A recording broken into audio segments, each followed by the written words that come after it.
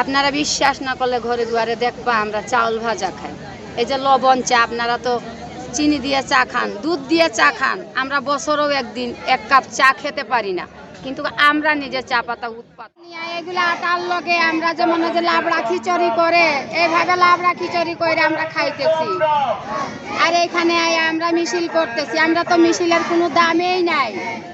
আমরা 120 টাকাতে কি করব, কেমনে চলবো? না পারি বাচ্চা কাচ্চাকে আমরা মাছ দিতে, না পারি লেখাপড়া টাকা পয়সা দিতে, না পারি নিজের একটা এই যে গায়ের কাপড় একটা দিতে। আমরা 120 টাকার মধ্যে কি করব? আমরা তো পানি দিয়ে সিদ্ধ করি, আপনারা তো তেল দিয়ে।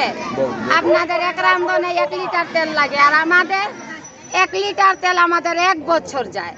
আমরা কিভাবে চলবো? 1 লিটার তেল আনতে গেলে 200 টাকা লিটার। আমরা কিভাবে চলবো? আলু 1 কেজির দাম 40 টাকা। আমরা কি খায়ে বাঁচবো? আমরা তো পান্তা ভাত খাই, লবণ দিয়ে, ওই পেঁয়াজ 1 টুকরা দিয়ে। আপনার আর 1 কেজি পেঁয়াজ লাগে এক রান্ধনে, আমাদের 1 কেজি পেঁয়াজ হলে আমাদের 1 বছরের দরকার। আমরা কিভাবে চলবো?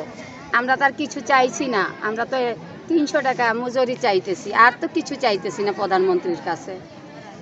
আমরা বলতেছি যে আমরাকে গাড়ি দেন, বাড়ি দেন, আমরা তো বাড়িও নাই, আমাদের গাড়িও নাই, আমাদের লেখাপড়ার কোনো শিক্ষা প্রতিষ্ঠানও নাই, আমাদের কোনো স্কুল নাই, আমাদের কোনো কলেজ নাই।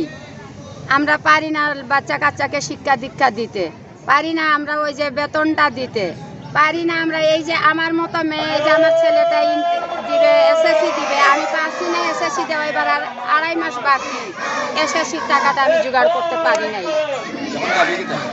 আমাদের দাবি 300 টাকা রোজ দেবে, মজুরি দেবে, আমরা রাজপথ ছাড়বো, আমরা বাগানে কাজে লাগবো। আমরা এরকম রাজপথেই থাকবো, না খেয়ে মরবো, রক্ত দিয়েছি আরো দেব। আমরা তো গরিবদেরকে কেউ চিনে না। ভোটের সময় হইলে সবাই আসে, আমার বোন, আমার মা, আমার ভাই, সবাই বলে, কিন্তু এখন কয়টা মেম্বার আছে, কয়টা চেয়ারম্যান আছে? কেউ নাই। আমরা তো টাকা দিয়া কোনোদিন বিক্রি হই নাই। আমরা গরিব হইতে পারি, আমরা চা শ্রমিক হইতে পারি, কিন্তু আমরা প্রতারক না। আমাদের জবানে আমরা কোনোদিন কারোর সাথে যে কেউ বলতে পারবে না যে আমরা কারোর কাছে থেকে 5 টাকা নিয়েছি আর আমরা একটা ভোট দিছি।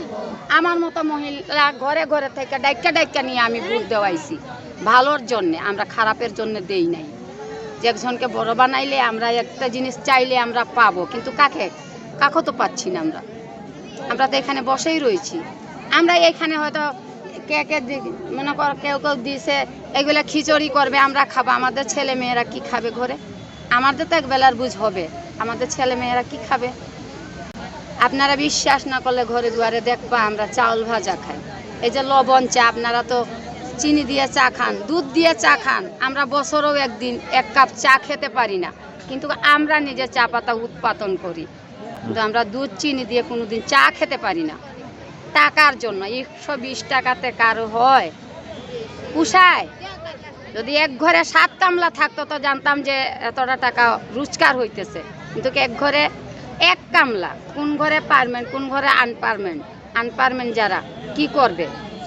এরপরে তো আমরা বাইরেও কাজে যাই না কেন? আমরা মালিকের কাজ করতেছি, মালিকের কাজ ছেড়ে আমরা তো বাইরে কাজ করতে পারবো না, মালিকের জায়গায় থাকতেছি। কিন্তু প্রধানমন্ত্রী কি শুনতেছে? এতদিন ধরে আমরা যে 17 দিন ধরে আমরা এইভাবে রাস্তাঘাটে পইড়া রয়েছি, আমরা তো প্রধানমন্ত্রী কোনো একটা আশ্বাস দিতেছে না।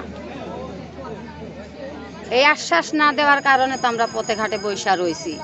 এই যদি আশ্বাস দিত, উনি বলুক যে আমরা 300 টাকা মজুরি ঘোষণা করুক, আমরা কেউ বলতে হবে না, কোনো মিডিয়া ভাইদেরকেও বলতে হবে না, আমরা আপনাদের কাজে যাব।